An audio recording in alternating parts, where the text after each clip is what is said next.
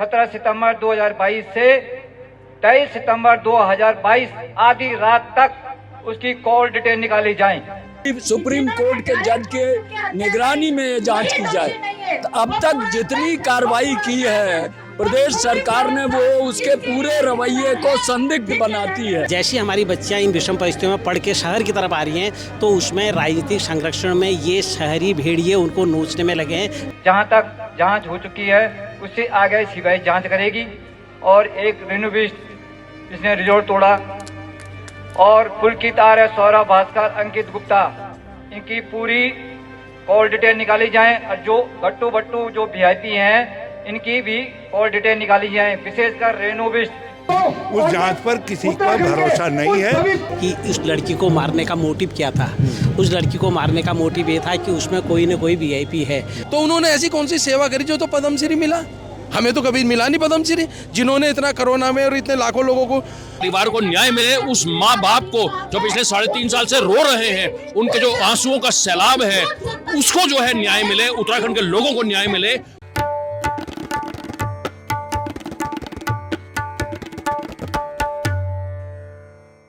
आदाब, नमस्कार। The red mic में आपका स्वागत है। मैं हूं सौरभ शुक्ला।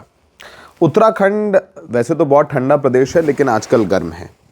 धर्म का स्थल कहे जाने वाले उत्तराखंड में आजकल उन्मादी उपद्रव कर रहे हैं। मोहम्मद दीपक जैसे लोग उम्मीद देते हैं, लेकिन कुछ तस्वीरें हैं जो दिखानी बहुत ज़रूरी हैं, क्योंकि तमाम मामले उछाले जाते हैं और धर्म की राजनीति जब जब आगे की जाती है तो समझ लीजिए कि पीछे कुछ और है। उत्तराखंड में पीछे है अंकिता भंडारी हत्याकांड। अंकिता भंडारी हत्याकांड को लेकर के सीबीआई जांच तो आदेश कर दी गई है, लेकिन क्या ये सीबीआई जांच निष्पक्ष होगी? क्योंकि मुख्यमंत्री पुष्कर सिंह धामी कुर्सी पर हैं और उन्हीं की सरकार में उन्हीं की पुलिस ने इस पूरे मामले को इन्वेस्टिगेट किया। बीजेपी नेता का बेटा जेल में है, आरोपी है, और अंकिता भंडारी को बाध्य किया जा रहा था किसी वीवीआईपी को सर्विस देने के लिए। वो वीआईपी कौन है? बीजेपी के वरिष्ठ नेता दुष्यंत गौतम का भी नाम सामने आया। बहुत सारी चीज़ें हुई ऐसे जिसने सरकार को बैकफुट पर डाल दिया था। अंकिता भंडारी का मामला शांत करने के लिए मुख्यमंत्री अपने बयानों में थूक जिहाद, लैंड जिहाद, तमाम तरीके की बातें करते हैं, लेकिन सड़कें गर्म होने लगी हैं। देहरादून में रविवार यानी 8 तारीख को एक बहुत बड़ी महापंचायत हुई। उस महापंचायत में अंकिता भंडारी के माता पिता भी मौजूद थे और अंकिता भंडारी को न्याय दिलाने के लिए ये महापंचायत हुई। और इसमें ये महापंचायत अंकिता भंडारी न्याय यात्रा संयुक्त संघर्ष मोर्चा के बैनर के तले की गई।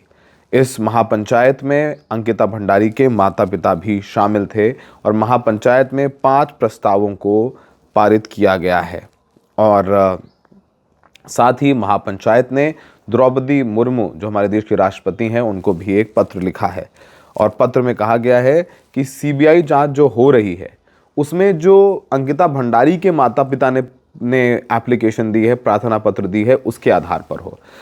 अब ये तो कुछ हमने ब्रीफ आइडिया दे दिया महापंचायत से कैसे जो है उत्तराखंड जो है वो थोड़ा हिला हुआ है, और ख़ासकर वहाँ की सरकार, क्योंकि अंकिता भंडारी का मामला गली गली तक पहुंच चुका था। सीबीआई जांच के आदेश दिए गए। सवाल ये उठता है कि तभी जब 3 साल पहले या 4 साल पहले मामला हुआ था, तब सीबीआई जांच के आदेश क्यों नहीं दिए गए?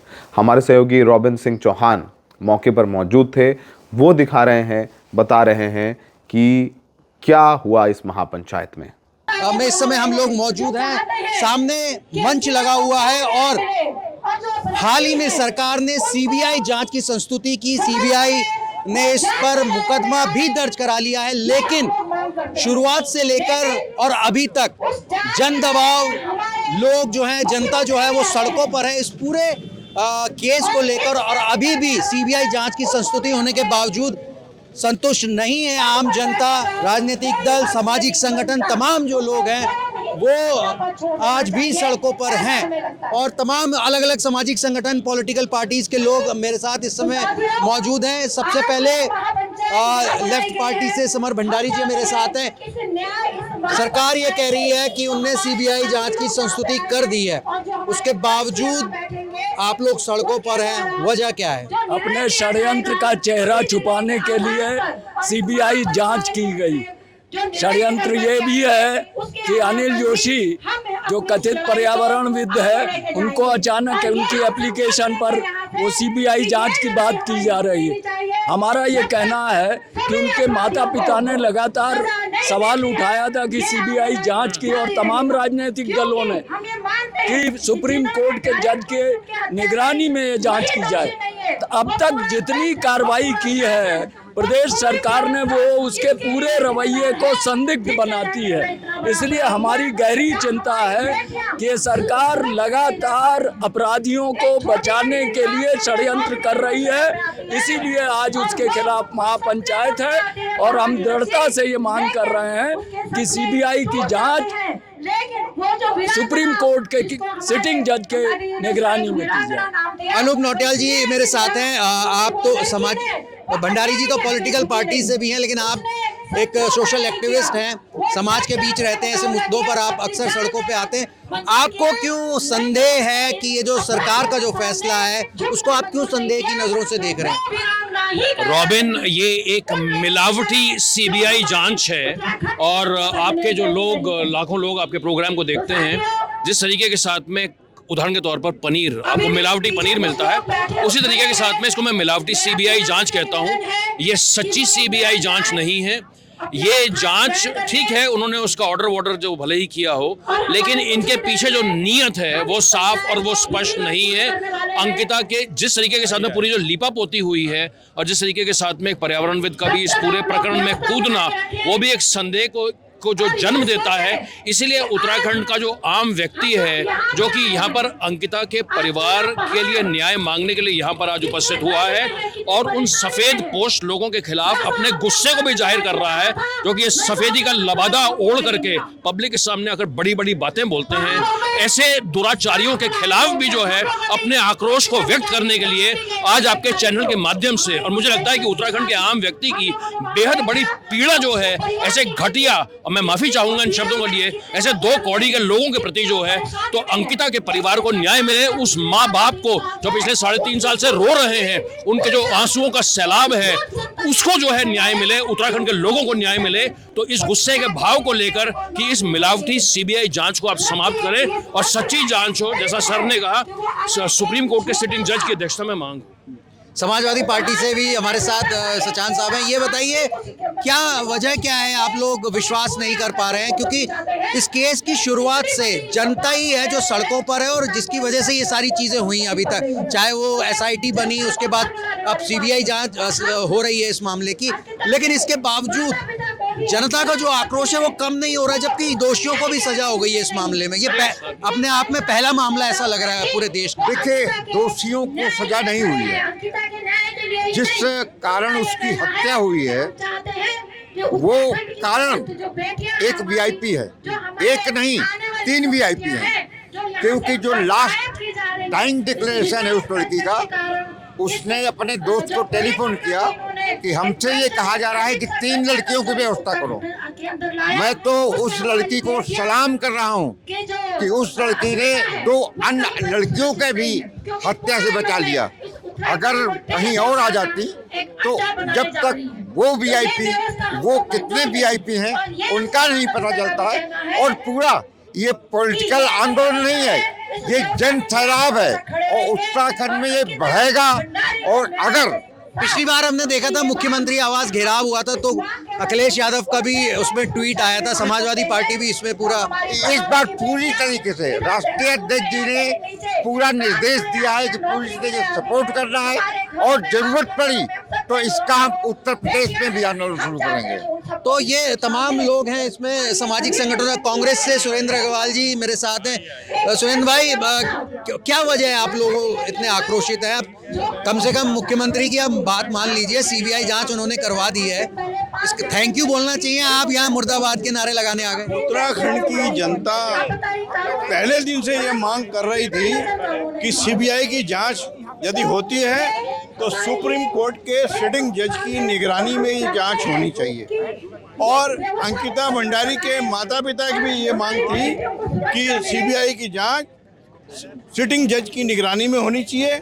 और सरकार ने जो लिपापोती करी है, सरकार निरंतर जो सर्वविदित वीआईपी है उसको बचाने के लिए ये सब आडंबर कर रही है। मुख्यमंत्री जी ने कहा था कि जो उसके माता पिता चाहते हैं हम उसी आधार पर काम करेंगे। तो माता पिता जो हैं वो तो सिटिंग जज की निगरानी में जांच चाहते थे और वो नहीं हो रही है। जो अनिल जोशी जिनकी एफआईआर पर ये जांच आरंभ की है वो तो सरकार के पक्षधर हैं। वो तो अपने पद्मश्री को बचाने के लिए, अपने संसाधनों को बचाने के लिए एफआईआर करने के लिए अवतरित हुए। उनका तो कोई लोकल स्टैंडी है नहीं।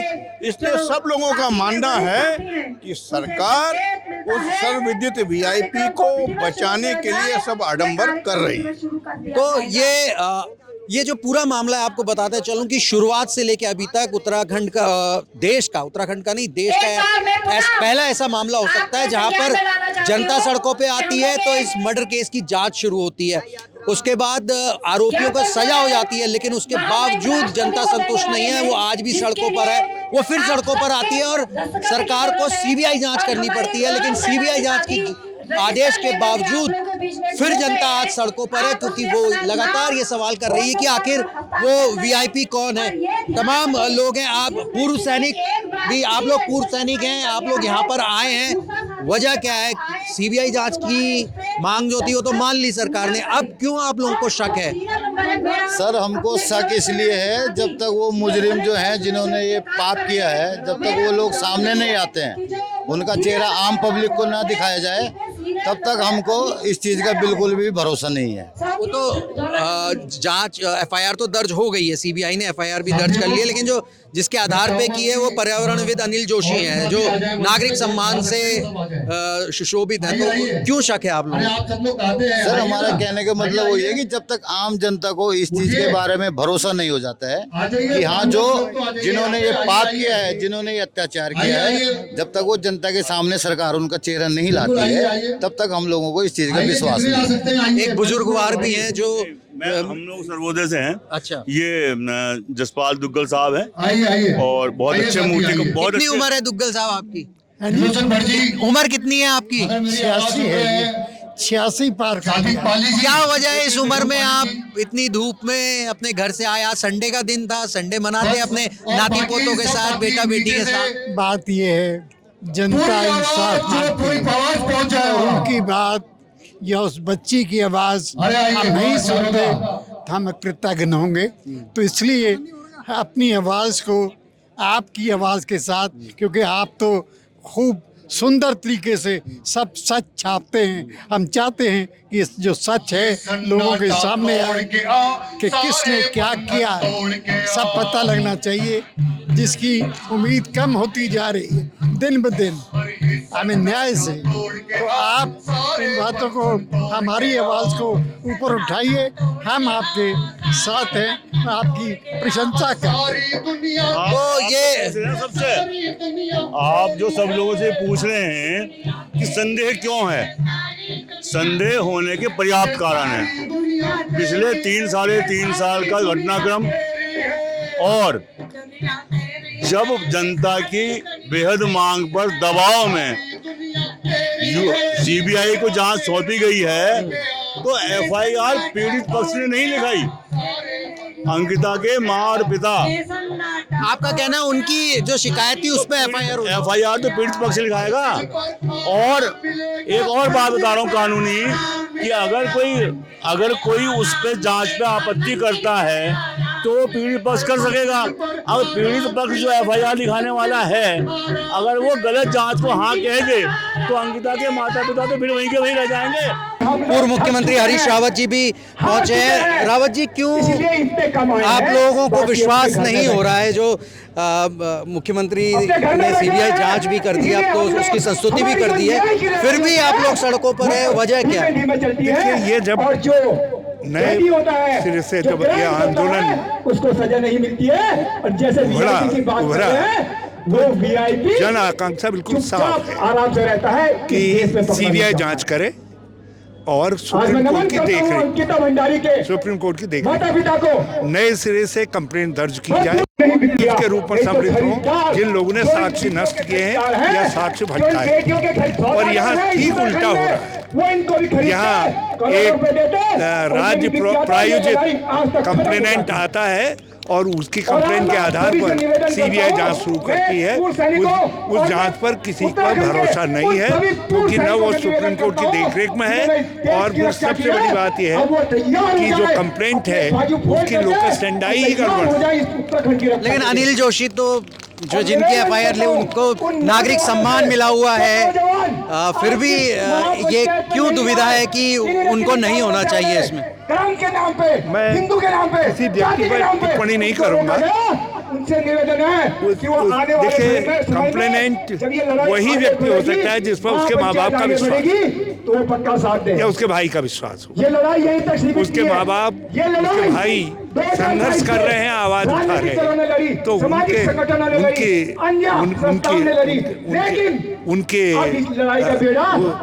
राय क्या है? उन्होंने साफ लिखा है अपनी जो मुख्यमंत्री को अर्जी दी है।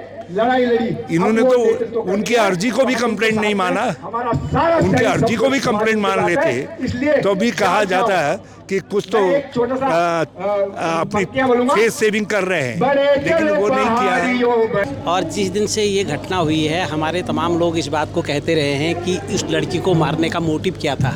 उस लड़की को मारने का मोटिव ये था कि उसमें कोई न कोई वीआईपी है, और उस पूरे केस में भी ये बात दर्ज है कि किसी वीआईपी का जिक्र उसमें है। इस बात को हम सब लोग कह रहे थे और उस पर आंदोलन भी लगातार चले, और कोर्ट में जब ये मामला गया तो वो वीआईपी का उस ढंग से जिक्र नहीं हुआ जैसे जनता कह रही थी। लेकिन इस बार एक बड़ी गजब की घटना हुई, ऐसी घटना हुई कि भारतीय जनता पार्टी जो सत्तारूढ़ पार्टी है, उसी के अंदर से उन्हीं के लोगों ने कुछ लोगों के नाम बता दिए, और जब वो नाम बताए तो जनता जो पहले से ही शक कर रही थी कि ये लोग उसमें हैं, तो उसको लेकर लोगों ने दोबारा उसकी जांच की बात कही।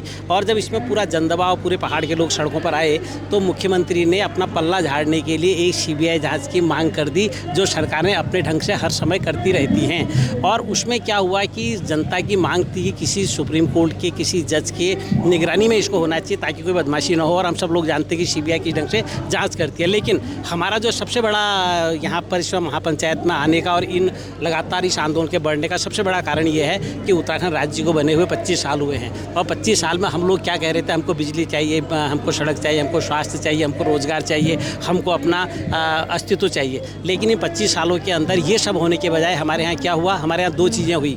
एक तो हमारे यहाँ भालू और जो बाघ हैं वो हमारे गांव में आतंक मचाए हुए हैं, और हमारे महिला बच्चियों को स्कूल से भालू ने उठाया है। और दूसरी तरफ जैसी हमारी बच्चियां इन विषम परिस्थितियों में पढ़ के शहर की तरफ आ रही हैं, तो उसमें राजनीतिक संरक्षण में ये शहरी भेड़िए उनको नोचने में लगे हैं, जिनके नाम इसमें आया। तो इसलिए अब हमारे लिए बिजली, पानी, सड़क, शिक्षा, स्वास्थ्य, रोजगार उतना महत्वपूर्ण नहीं रहा जितना अपने जीवन को बचाना रह गया, जितना उत्तराखंड के अस्तित्व को बचाना रह गया, जितना उत्तराखंड के स्वाभिमान को बचाना रह गया। इसलिए अंकिता हत्याकांड के आलोक में उत्तराखंड की जनता उत्तराखंड के अस्तित्व के सवाल के लिए सड़कों पर है, ये ज़्यादा महत्वपूर्ण सवाल। एक सवाल ये भी हो रहा है, जो पर्यावरणविद हैं अनिल जोशी, और वो तो नागरिक सम्मान से सम्मानित हैं, उनकी रिपोर्ट पे क्यों संदेह किया जा रहा है? और उनकी इसलिए किया जा रहा है, मैं एक दुष्यंत के बहुत सुंदर एक गज़ल है, उस गज़ल को मैं आपको बताता हूँ कि सरकारें क्या करती है। तुमने इस तालाब में रोहू पकड़ने के लिए छोटी छोटी मछलियाँ चारा बना कर फेंक दी,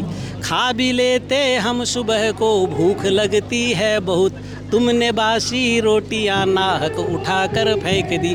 ये पूरी जो बड़ी मछलियों को फंसाने के लिए छोटे छोटे जो चारे फेंके जाते हैं, ये सरकारें हमेशा करती रहती है। जो जोशी जैसे जो लोग हैं, उन सब लोगों को सरकार पालती है, पोसती है, और जिस समय जन विरोध में उनका इस्तेमाल करना होता है वो करती है। पहली घटना नहीं है, देश के अंदर ये होते रहता है। तो एक उत्तराखंड में भी ये हुआ है, और वो पद्म भूषण, पद्मश्री, पद्म जिनको मिलता है, आप जानते हैं कि किन किन लोगों को मिलता है, कैसे मिलता है। हमारा उससे ज़्यादा वास्ता नहीं है। हमारा वास्ता इस बात से है कि जो भी लोग इस आंदोलन के बीच में आएंगे, जनता उनको सबक जरूर सिखाएगी, क्योंकि हमारे अब उत्तराखंड के अस्तित्व और स्वाभिमान का सवाल हो गया, इसलिए लोग लगातार इस आंदोलन को चल रहे हैं। खत्री जी हमारे साथ हैं, कांग्रेस पार्टी से भी जुड़े हुए हैं, ये और राज्य आंदोलनकारी भी हैं। खत्री जी क्या कहेंगे? एक तरफ तो वीआईपी महापंचायत का पंडाल है, इतना बड़ा भव्य आयोजन कराया जा रहा है, मुख्यमंत्री की फ़ोटो भी लगी है, उनकी धर्मपत्नी की भी फ़ोटो लगी है, क्या कहेंगे? ये जो आपने महापंचायत हो रही है, ये तो इसलिए हो रही है कि भाई अंकिता भंडारी को न्याय दो। वो वीआईपी कौन है? और हमने जो मांग करी थी कि हमने कहा था कि सुप्रीम कोर्ट के सिटिंग जज के निगरानी में इसकी जांच होनी चाहिए, सीबीआई जांच होनी चाहिए। वो कोई कर नहीं रही। मुख्यमंत्री अपने क्योंकि मुख्यमंत्री नौयुग को कहते हैं मैं राज्य आंदोलनकारी हुए, जिसने राज्य बनाया उसे पता है ना किस ढंग से राज्य बना था हमने, क्या क्या लाठी खाई, कहाँ कहाँ जेलों में रहे, कहाँ कहाँ हमने बंद होकर आज इस राज्य की स्थापना की थी। तो लोगों को एक भय है उस अंकिता भंडारी को न्याय दिलाने के लिए। को हमारा तो एक ही है कि वो वीआईपी कौन है, वीआईपी का नाम क्यों नहीं खोल रहे हैं? अनिल जोशी जी से क्या दिक्कत हो? तो नागरिक सम्मान मिला हुआ उन्हें, क्या है पद्मश्री हैं वो, और आप लोगों को परेशानी है उनसे, क्या दिक्कत है? पर्यावरणविद हैं वो तो। नहीं, मैं ये कह रहा हूँ पर्यावरणविद भी होंगे, हम परेशानी को नहीं करते। उन्होंने क्या क्या उत्तराखंड के लिए तो बताएं कि भाई उत्तराखंड के लिए उन्होंने क्या क्या पर्यावरण। हम तो रात दिन सड़कों पर घूम रहे हैं। हमें तो कोरोना से लेकर आज दिन तक लोगों की सेवा करते, पूरे पहाड़ के लोग जानते हैं कि हम सेवा करते हैं स्वास्थ्य की। मैं हम सब बड़ी सेवा, सड़क पर हैं आप, सड़क पर हैं और सेवा के मानते हैं। तो उन्होंने ऐसी कौन सी सेवा करी जो तो पद्मश्री मिला? हमें तो कभी मिला नहीं पद्मश्री। जिन्होंने इतना कोरोना में और इतने लाखों लोगों को ब्लड कैंप लगा दी और लाखों लोगों को रोटी भी खिला दी और आज लकड़ी के चूल्हे में पूरे होते हैं, उन्होंने ऐसा कौन सा काम कर दिया जो पद्मश्री मिल रहा है? और हिमालय बचाने में उनका क्या योगदान है? उनके खिलाफ तो अभी जमीन हड़पने का मामला चल रहा है फॉरेस्ट का। उन्होंने पट्टे खरीद वो उस पर जमीन का उनकी जांच संदिग्ध हो जाता है। और वो आप ये भी कह रहे हैं कि सरकार से पोषित भी हैं वो, और एक मामला और आ गया उनका। वही सरकार ऐसे लोगों को वही तो है कि अभी कुछ कमेटी में भी बना दिया उनको, और एक कमेटी में उन्हें हिमालय बचाओ कमेटी में बना दिया है। ये कौन सा कल ही बनाया है? और कल ही उसका, जबकि एक मामला चल रहा है कि उसने सरकारी जमीनों पर कब्जे कर रखे हैं, वन विभाग की जमीन में कट्टे, उसकी जाँच भी हो रही है। इतना बड़ा प्रकरण चल रहा है। ये सरकार कर रही है ऐसे और